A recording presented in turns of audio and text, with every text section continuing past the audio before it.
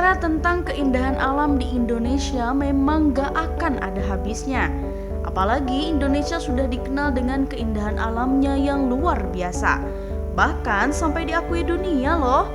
Beberapa situs alam dan budaya Indonesia masuk dalam daftar warisan dunia UNESCO serta mendapatkan pengakuan sebagai negara dengan keindahan alam terbaik di dunia berdasarkan laporan Natural Beauty Report.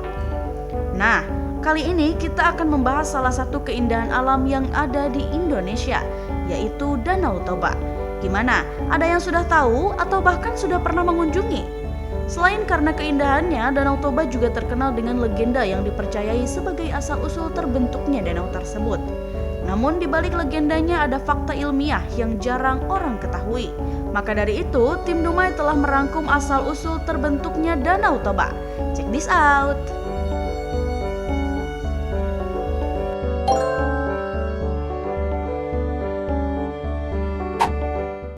Asal-usul terbentuknya Danau Toba.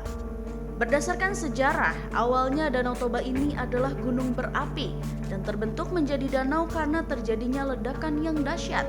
Dan ternyata ledakan dahsyatnya disebut-sebut hampir menamatkan populasi umat manusia. Wah, kebayang gak sih sedahsyat apa ledakan itu? Kejadiannya sekitar 74.000 hingga 800 tahun lalu terjadi letusan super volcano. Letusan tersebut mengubah wajah bumi dan membentuk kaldera yang luas. Letusan ini juga memuntahkan material vulkanik dalam jumlah yang sangat besar. Hal tersebut menyebabkan perubahan ekosistem global. Menurut penelitian Knight pada tahun 1986 serta Chesner dan Rose pada tahun 1991, letusan ini berlangsung 3 kali. Letusan pertama membentuk kaldera Persea yang terjadi sekitar 800 hingga 900 tahun lalu yang disebut erupsi kaldera generasi pertama atau Old Toba Tuff.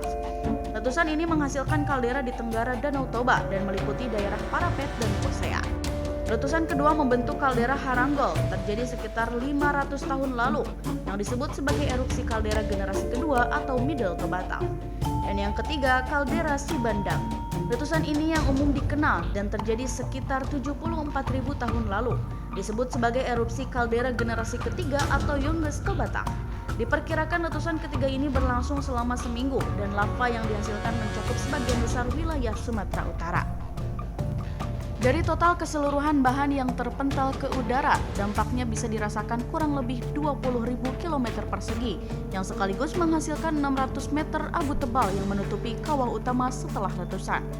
Hasilnya adalah sebuah kaldera raksasa yang perlahan-lahan ditutupi air dan membentuk sebuah danau seperti yang kita saksikan sekarang ini. Dan ternyata setelah letusan terakhir masih ada magma yang belum keluar, sehingga membentuk dataran yang sekarang dikenal sebagai Pulau Samosir. Danau Toba yang kita saksikan sekarang ini adalah sebuah kaldera atau kawah yang dalam dan terjadi karena proses letusan gunung berapi di masa purba. Hal ini sama juga berlaku dengan proses terjadinya Pulau Samosir di Danau Toba yang kemungkinan oleh para pakar disebut sebagai sisa dari Gunung Toba purba.